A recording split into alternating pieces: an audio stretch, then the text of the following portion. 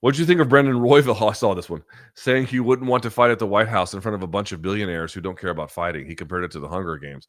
Well, let's be faithful to what he also said, which was that he wants to fight in front of fans. Is that a what's the problem with that? That seems like a really reasonable request. I don't know. I don't know what that means about his politics, such that he even has any. I don't know. But wanting to fight in front of the fans seems to me pretty important. I know what folks are going to say. Oh, they're going to have 5,000 or so fans on the White House lawn. I remain convinced that 5,000 seems high. I think it's going to be closer to 2 or 3. And I think there's going to be a lot of VIPs there and a lot of people who've had their security situation vetted. Dude, how the fuck do you bring people onto the White House lawn, which has very, very controlled entries and exits to the tune of thousands of people? They've done, I think, 1,000 plus. Obama did in the last year of office. On there, he had like a miniature South by Southwest festival for a day on the White House lawn. They had over 1,000 for that. Okay, like you can put some there. You know, you could put a lot more than that there. You could put 3, I think, maybe, but 5, dude, that seems like an enormous amount of people coming and going from one of the most secure locations on planet fucking Earth. Like that just doesn't sound reasonable to me.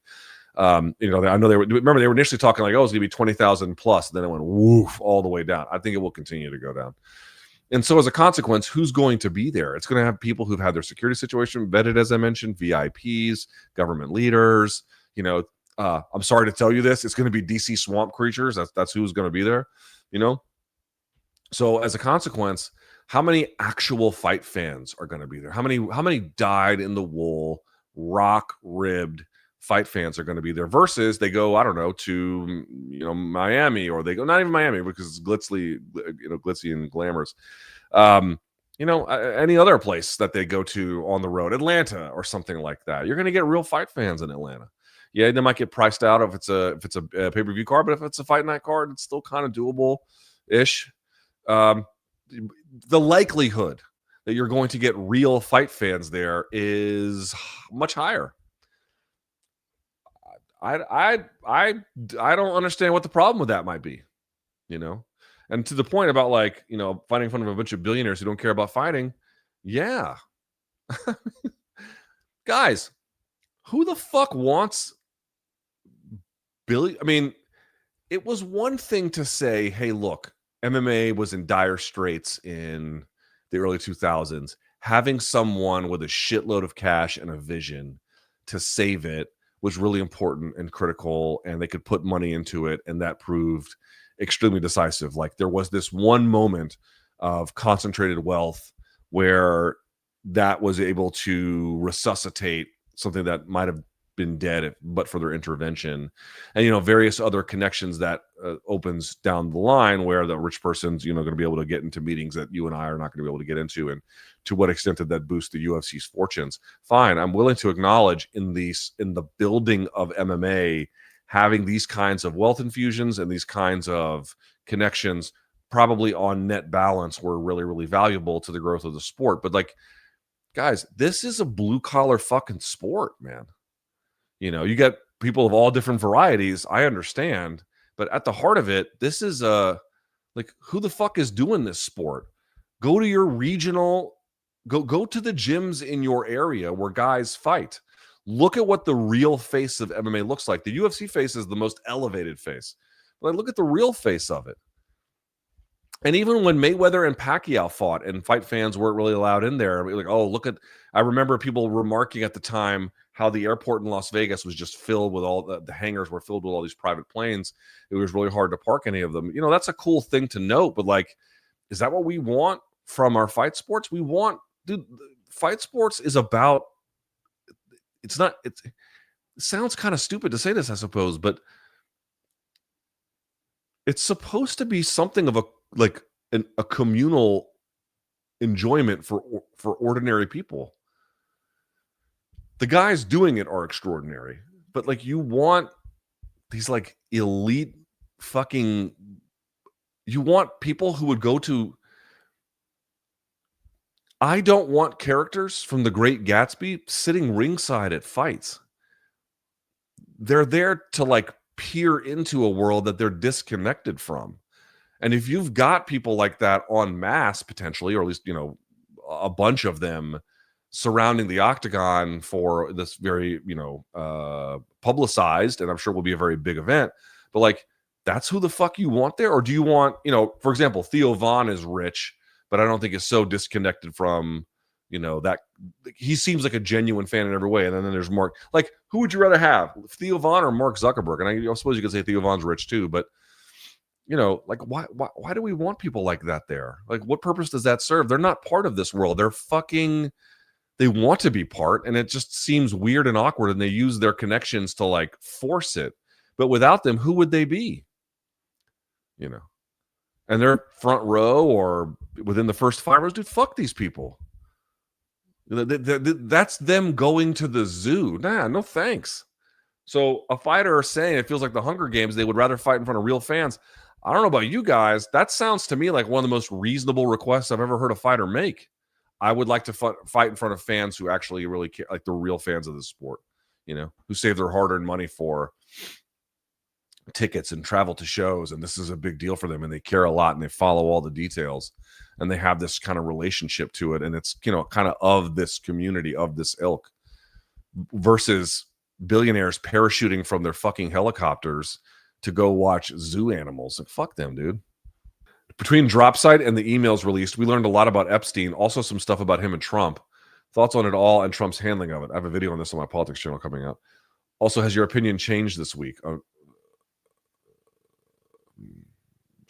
I mean, not sort of, I guess. I mean, I don't know how to answer the last part. The thing I would say is I have a video on this on my politics channel coming out later today, but the short answer to this is, I mean, obviously the emails, Trump is all through them. What they will amount to, it's not exactly clear. And there's nothing in there you can charge him with a crime with exactly either. It's a lot of what Epstein had to say about him, which is not flattering. Not that he's some kind of character witness, but, you don't get the sense that that's really what's the important factor here. The thing that I really stood out to me was, I think, one, the pressure campaign that this is going to start to get more information. That's the first part. The second part is the reporting by Murtaza Hussain over at Dropsite News. You guys know Murtaza Hussain? Man, I cannot overstate this to you. If you're looking, I canceled my Washington Post subscription. I canceled my a while ago. I canceled my New York Times subscription a while ago. They're not committed. These are corrupt institutions, and I don't want anything to do with them anymore. If you want news to pay for, you should pay for Dropsite News. They are lapping Politico, Axios, New York Times, Washington Post, Wall Street Journal. They're making them look buffoonish. And Murtaza Hussain is out there. Murtaza Hussain had reported this week that Epstein convinced the government of the Ivory Coast to buy spyware from Israel. Politico, to their credit, reported that he was advising the Russian government on how to deal with Trump during his presidency, by the way, which is a whole other bag of can of worms, rather. And then the other part is that we know that an Israeli spy spent times, because of the reporting from Murtaza, an Israeli spy spent significant amount of time staying with Jeffrey Epstein in New York.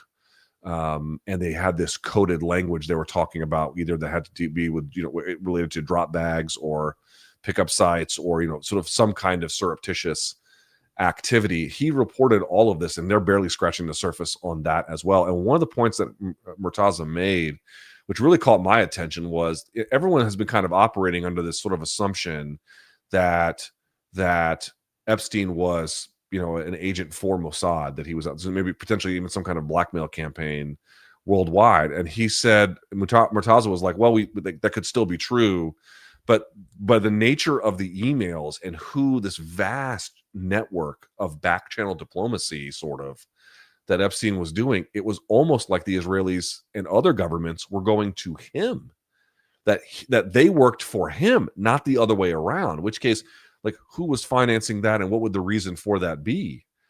The notion that he was a spy for somebody, to me, is like, I mean, incontestably he was some kind of intelligence asset, 1000%.